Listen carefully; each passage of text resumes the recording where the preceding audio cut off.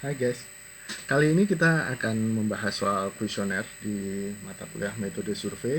Yang pertama adalah bahasan soal perbedaan antara kuesioner dan rating scale.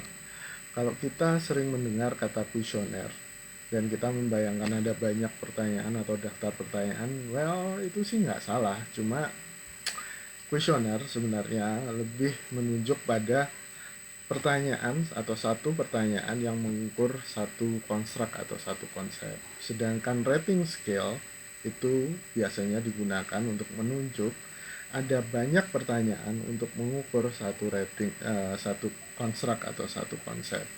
Jadi contohnya konsep self efficacy gitu. Self efficacy politik biasanya diukur dengan saya percaya saya mampu melakukan hak politik saya misalnya, atau kemudian ada beberapa pertanyaan lain. Nah itu yang disebut rating scale. Kuesioner biasanya digunakan untuk survei-survei yang dalam tingkat nasional dan untuk pertanyaan yang banyak sekali, sehingga untuk menambah satu pertanyaan dibutuhkan banyak dana dan banyak tenaga. Sedangkan rating scale banyak digunakan untuk eksperimen, survei yang sifatnya lebih akademis. Untuk yang kedua adalah problem wording atau pilihan kata. Yang pertama, pilihan kata harus spesifik dan akurat. Maksudnya apa? Misalnya Anda menanyakan seberapa sering saya menggunakan Instagram gitu. Seberapa sering Anda menggunakan Instagram? Saya mungkin akan bisa menjawab, well, sangat sering mungkin ya. Cuma itu masih sangat abstrak dibandingkan kalau Anda menanyakan berapa jam per hari dalam seminggu terakhir rata-rata Anda menggunakan, atau misalnya browsing Instagram. Karena browsing jelas berbeda dengan misalnya saya komen gitu, atau saya nge-like gitu, atau mungkin saya ngedit foto, karena biasanya ngedit foto lebih lama daripada browsingnya gitu. Nah ini yang lebih spesifik dan lebih akurat akan lebih membuat responden lebih bisa menjawab pertanyaan dengan akurat pula. Yang kedua adalah dalam wording nggak boleh ada double barrel question. Double barrel itu misalnya, menurut Anda apakah pemerintah dalam menangani COVID sudah tepat dan lebih siap siaga gitu. Itu ada dua hal, akurat dan siap siaga. Kalau saya menjawab sangat setuju, itu Anda nggak tahu saya sangat setuju yang akurat atau lebih siap siaganya gitu. Jadi satu pertanyaan kalau bisa satu dimensi. Yang berikutnya adalah open-ended question. Open-ended question biasanya digunakan untuk survei-survei yang sifatnya deskriptif. Jadi untuk mendapatkan hasil data yang untuk merepresentasikan populasi tertentu tanpa harus kemudian dianalisis dengan analisis parametrik atau inferensial. Nah, sedangkan open ended itu juga bisa sebenarnya digunakan untuk kuesioner-kuesioner untuk studi-studi akademik. Contohnya, saya akan lebih sering menggunakan open-ended question kalau menanyakan perilaku atau data demografi, misalnya yang paling jelas usia, ya kan? Daripada ngasih pilihan rating interval usia misalnya 18 sampai 22, 23 sampai sekian gitu. Saya prefer menggunakan pertanyaan terbuka. Berapa usia Anda hari ini? Titik-titik tahun gitu. Dari situ data yang saya dapatkan adalah data rasio.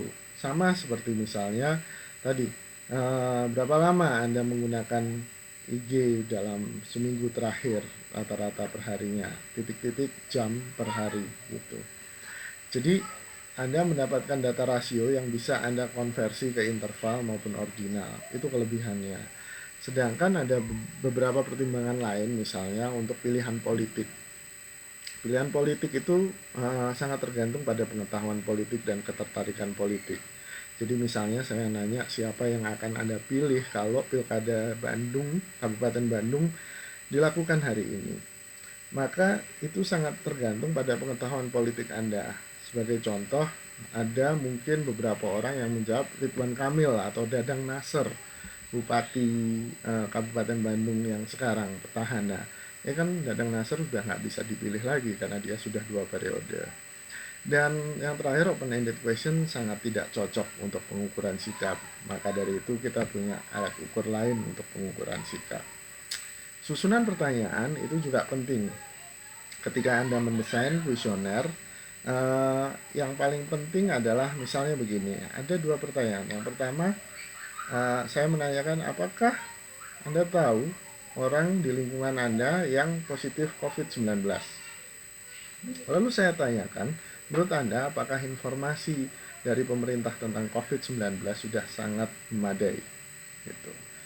Kalau Anda menjawab tidak tahu di pertanyaan pertama, pasti Anda menjawab tidak untuk pertanyaan kedua. Makanya lebih baik ini dibalik. Karena pertanyaan informasi pemerintah memadai atau tidak harusnya tidak terpengaruh tentang apakah Anda tahu ada orang di sekitar lingkungan Anda yang kena COVID atau tidak. Itu contoh susunan pertanyaan.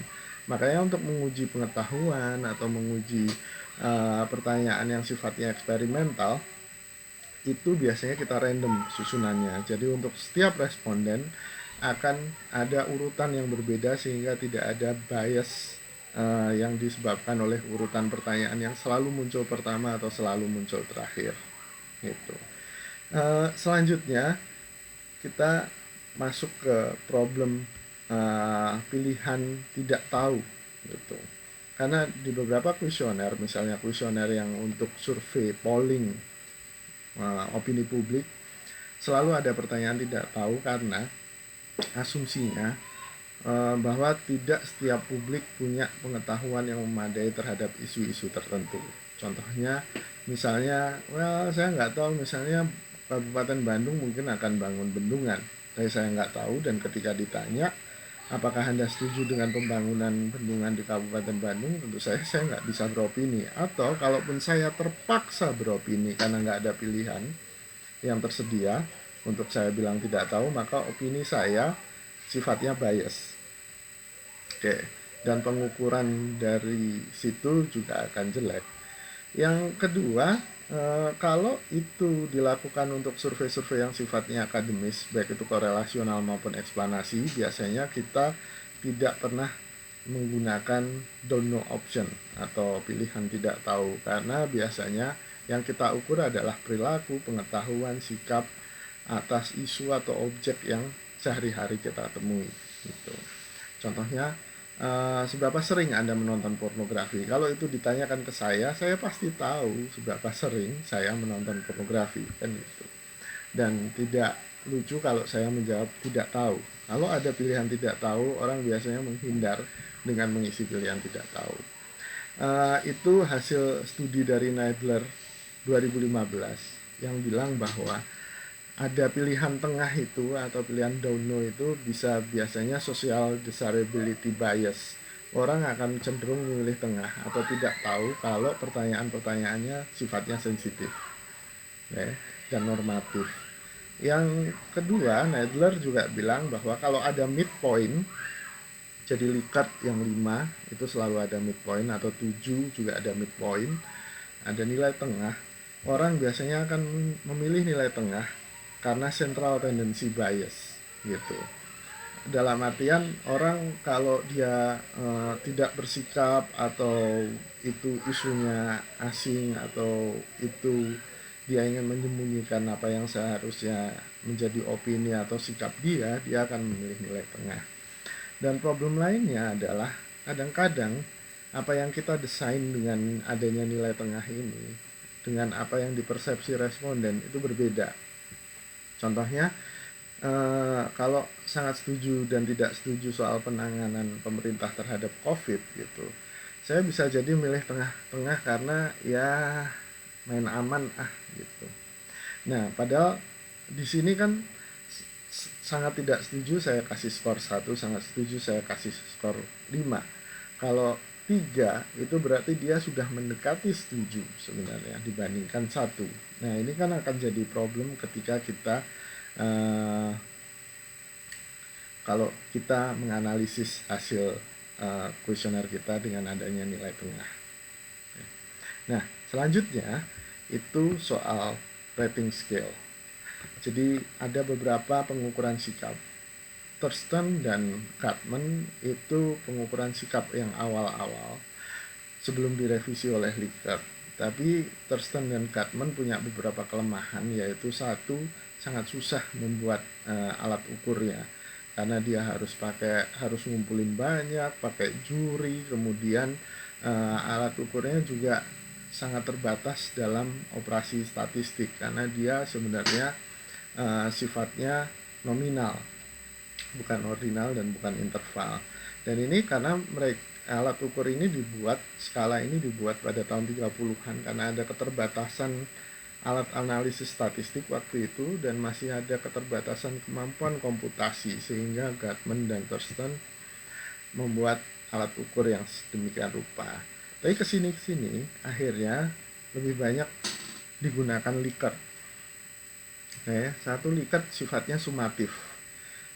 Kita bisa menjumlahkan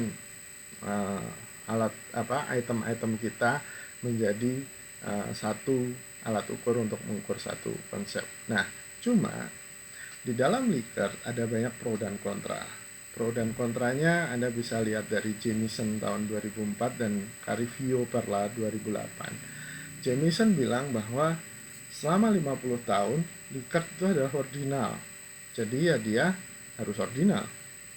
Sedang Carivio dan Perla kemudian berargumen bahwa nih sekarang udah ada alat komputasi yang canggih, kita bisa mensimulasikan data Likert ini, dan dari hasil simulasi data Likert sebenarnya pakai analisis parametrik dan non parametrik dua-duanya juga robust, hampir kuat dua-duanya hasilnya dan hampir tidak ada perbedaan. Makanya kemudian Harp tahun 2015 merekomendasikan beberapa hal.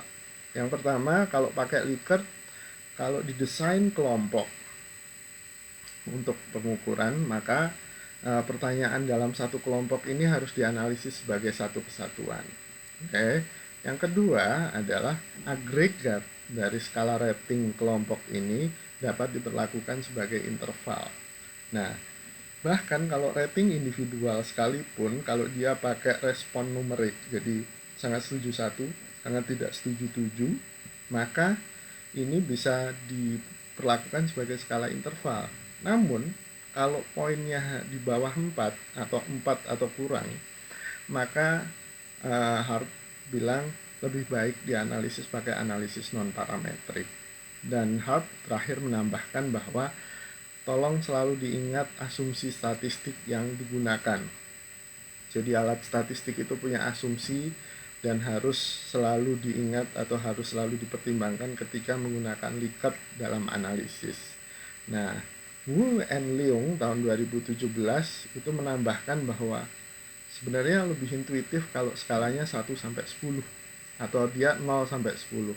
Karena biasanya orang ngasih nilai itu ya 0 sampai 10 secara intuitif kita.